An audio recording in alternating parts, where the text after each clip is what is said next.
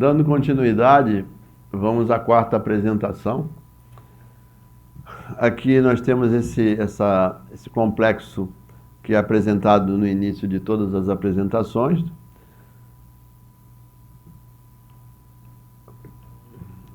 Aqui vamos ao potencial da região do Sudeste, que é o que eu me ative mais, né? Para poder ir mais um pouquinho a fundo do que ficar muito abrangente pelo Brasil afora, porque seria quase impossível a gente falar em seis apresentações, dar uma ideia dos potenciais, né?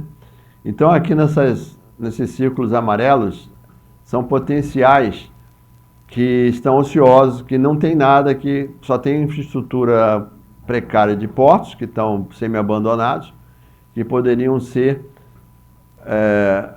um potencial como, voltando, né, como o complexo portuário de São Simão, aquele lá em cima, em Goiás. Lá temos 5 terminais hidroviários, de ponta, né, que fazem a movimentação hidroviária multimodal e leva até Pederneiras ou Santa Maria da Serra, de lá transborda por ferrovia ou rodovia e vai para o Porto de Santos. Então isso se mantém. O percentual é muito baixo, da movimentação do Porto de Santos não chega a 1%, né?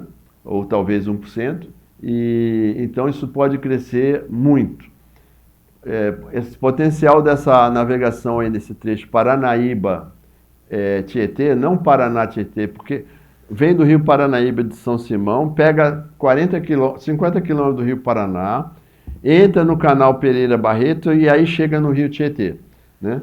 Então, como tem parte federal, é o Rio Paranaíba e tal, tem intervenção federal muitas vezes, tá?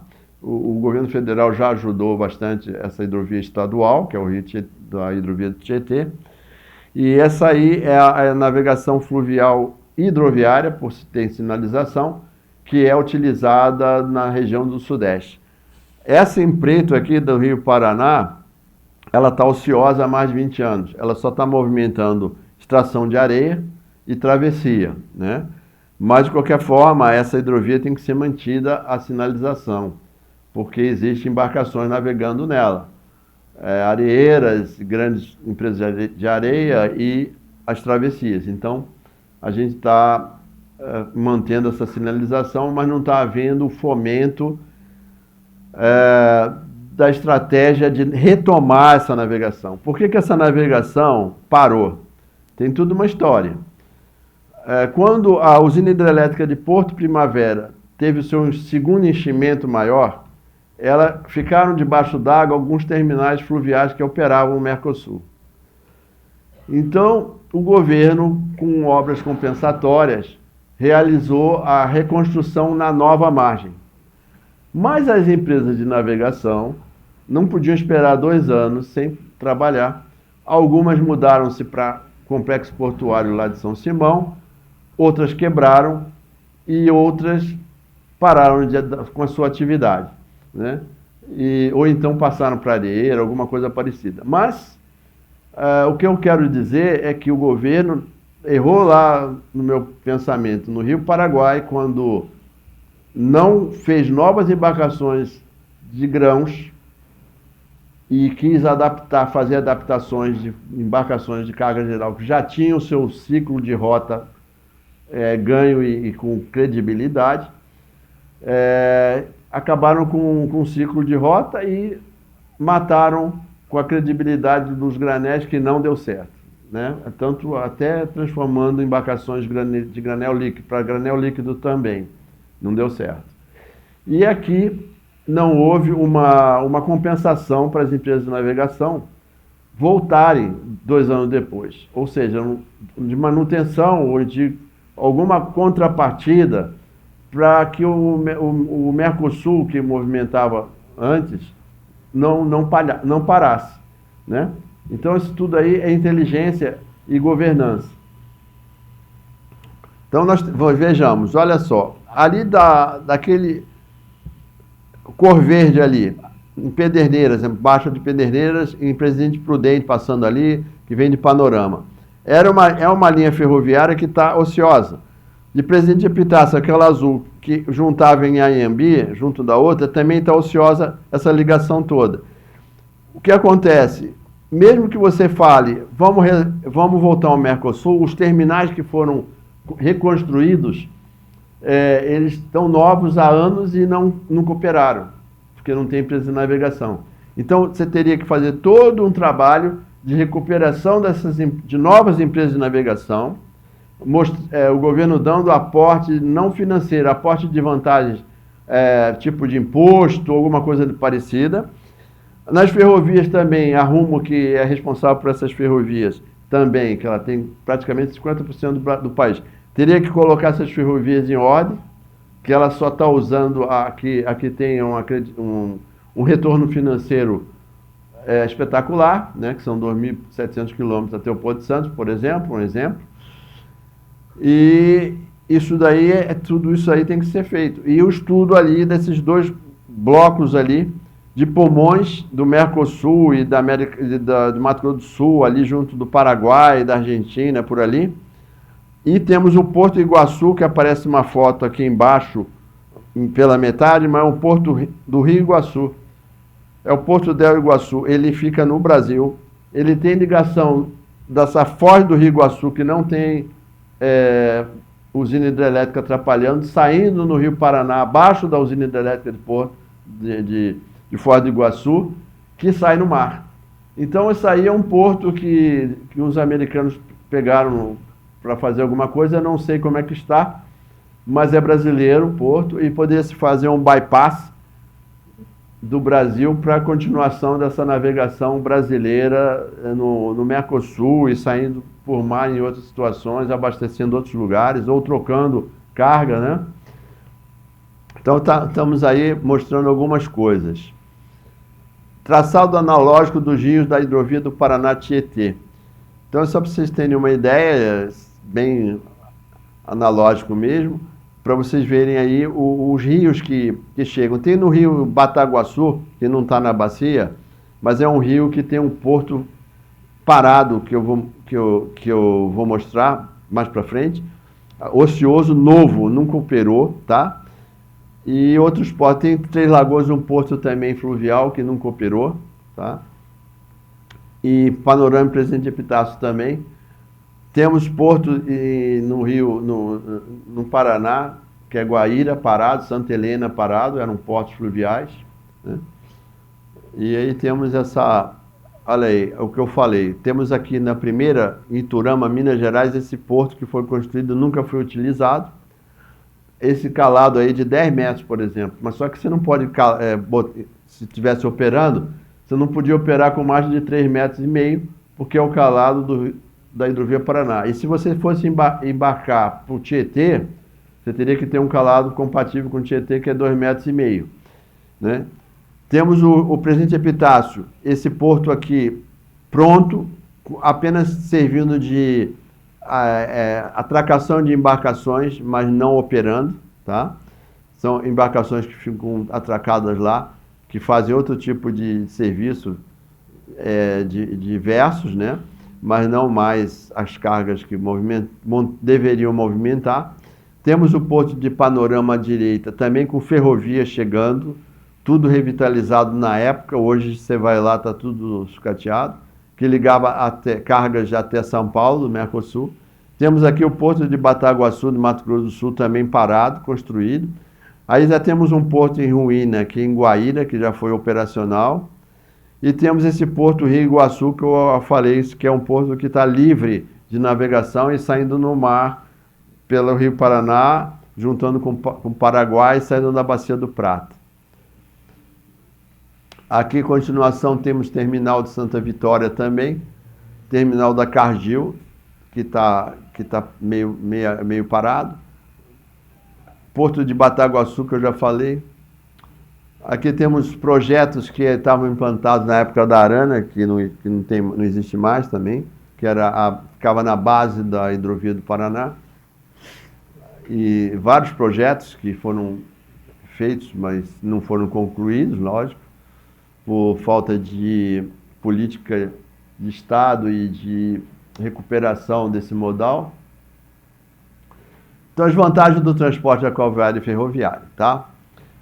Transparência operacional com tempos e movimentos previstos. Tanto o ferroviário quanto o rodoviário, eles têm essa previsibilidade, né? Possibilidade de novas rotas com fluxo de cargas regulares. Isso no caso das hidrovias, né? E novas rotas seriam recuperação de rotas no caso de ferrovias. Tempo de giro atraente ou não, dependendo do tipo de carga. Então, se você tem uma carga que é carga viva, ou é uma carga de verdura que pode apodrecer no caminho, alguma coisa parecida, ou fruta, ela não pode vir de comboio hidroviário, né? Ela teria que vir de caminhão, carretas e tal, que andam mais rápido e chegam no destino com maior rapidez. O melhor custo-benefício socioeconômico ambiental seria a vantagem do transporte aquaviário, né? E ferroviário, viabiliza um crescimento maior de produção agrícola do país, desde que tenham pulmões reguladores. Agregador de valores à logística operacional e progresso econômico e social nas regiões portuárias e menor poluição ambiental. Aqui eu tenho um fluxograma que tem mais de 40 anos. É engraçado que a gente fala assim, poxa, mas tudo era tão previsível e tão conhecido há muitos anos atrás. Então, as cargas de idas e vindas poderiam existir desde sempre. Álcool, calcário, fertilizantes, pela hidrovia do Tietê, tá? E depois na hidrovia do Paraná, álcool, grãos, soja, milho, trigo, farelo, essas coisas. E na hidrovia de São Simão, soja, milho, farelo e arroz. Na São Simão estão fazendo lá no Rio Paranaíba, está tendo grãos, né? Soja, milho, né? E farelo. E arroz não. Então, assim, as previsibilidades estão aí. As oportunidades de negócio estão aí. Então, esses são os pontos fortes que nós temos nas hidrovias do Sudeste. Outro ponto forte que está inexplorado, que em toda apresentação eu faço, as travessias, em geral, elas são perpendiculares, né? Nesse caso aí que eu estou propondo implantar a rota longitudinal, onde tem as rampas RoRo já existentes, ou talvez em alguns lugares é fácil de fazer. As carretas, em vez de ficarem 6 horas paradas, esperando o tempo de lei, né? E tem os aparelhos dentro dos caminhões que regulam isso, elas ficariam 6 horas ou horas paradas em cima de balsas. Estariam andando sem gastar pneu, sem gastar combustível, a um custo lá de R$200 por carreta, né? Uma balsa de 200 carretas, não, 200 não, de 20 carretas, né? Por exemplo, que é viável 20 carretas numa balsa. Você teria aí um comércio do dono das balsas, né? E você teria aí, mesmo que fosse balsas menores, começava com 10 caminhões, 5 caminhões, depois mais aumentando, enfim, ganhando credibilidade. Você ganhava um dinheiro aí, o custo do Brasil melhorava bastante, né? O frete do caminhoneiro poderia baixar um pouco, não muito, porque ele também gostaria de ganhar esse benefício, navegando nas hidrovias, né? Embora rodando sem gastar pneu e sem motorista de repente. O motorista podia ficar numa base e um outro motorista pegando na origem. Então, existem 1000 possibilidades de inteligência nesse sistema nosso. Mas precisava ter continuidade de pensadores que existiu no passado, tá? Então, as desvantagens do transporte aquaviário, ferroviários e rodoviários. Bom, o aquaviário depende de calados mínimos, né? Para navegabilidade favorável. Deslocamento mais lento, eles andam a 11 nós, 12 nós no máximo, do que os demais modais. Não levam de porta a porta e precisam de transbordos que encarecem, né? Então, tem que estar dentro do planejamento esse custo também de transbordo. O ferroviário, linhas férreas precisando de investimentos em variantes, elas têm a maioria delas, elas têm uma linha de ida sem volta ou volta na mesma linha, né?